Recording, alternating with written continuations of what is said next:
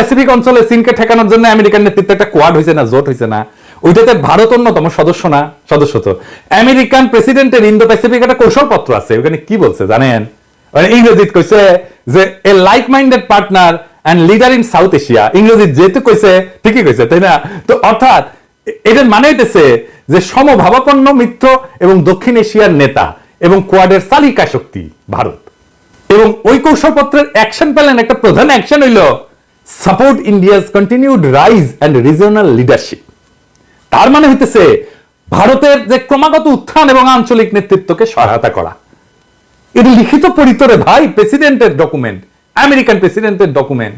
দেখেন, এইটা হলো ভারতের প্রতি আমেরিকার শীর্ষস্তম স্তরে সরকারি নীতি। আমেরিকান প্রেসিডেন্টের এই কৌশলপত্রে বাংলাদেশের নাম খুঁজে পাবেন? খুঁজেন, পাবেন না। আমি পাই নাই, আপনারা পাইলে জানাইন।